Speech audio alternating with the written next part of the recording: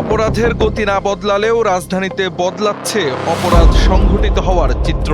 আগে পরিচিত সন্ত্রাসী বা স্থানীয় অস্ত্রবাজদের ঘিরেই তদন্ত করত পুলিশ।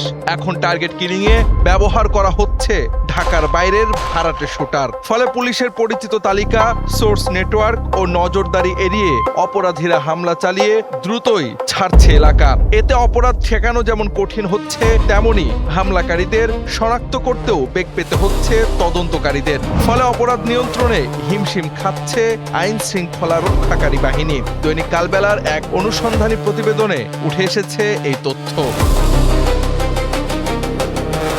পুলিশ ও আইন শৃঙ্খলা বাহিনীর সূত্র বলছে, রাজনৈতিক দ্বন্দ্ব, এলাকায় আধিপত্য বিস্তার এবং ব্যক্তিগত বা দলীয় বিরোধকে কেন্দ্র করে রাজধানীতে আবারও সক্রিয় হচ্ছে শীর্ষ সন্ত্রাসীরা। তবে তারা নিজেরা সামনে না এসে বিভিন্ন জেলা, এমনকি সীমান্তবর্তী এলাকা থেকে শুটার ভাড়া করছে। RICL TMX, যুগের পর যুগ স্থাপনা থাকে মজবুত।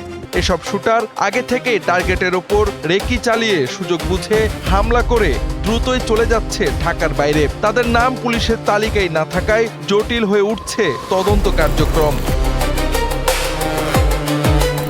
ঢাকা মহানগর পুলিশের অতিরিক্ত কমিশনার ওসমান গনি জানান, সাম্প্রতিক কয়েকটি ঘটনায় ঢাকার বাইরের শুটারদের সম্পৃক্ততা মিলেছে। তথ্য প্রযুক্তি সহায়তায় তাদের শনাক্ত করে আইনের আওতায় আনা হচ্ছে এবং কয়েকজনকে ইতোমধ্যে গ্রেফতারও করা হয়েছে।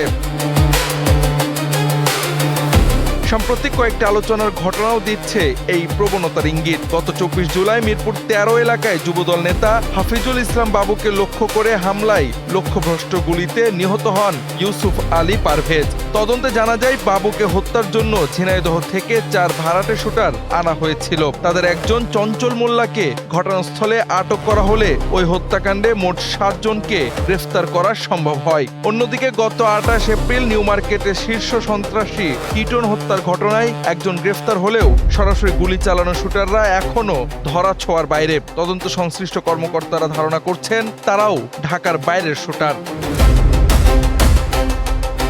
পুলিশের হালনাগাদ তথ্যে রাজধানীতে 401 শুটার ও ভাড়াটে খুনির তালিকা থাকলেও নতুন করে তা সংশোধনের কাজ চলছে। বর্তমানে ডিএমপির তালিকায় মতিঝিল 106, ওয়ারিতে 73, তেজগাঁওয়ে 61, মিরপুরে 60, রমনায় 36, লালবাগে 24, গুলশানে 16 এবং উত্তরায় 13 জন পেশাদার শুটারের তথ্য রয়েছে।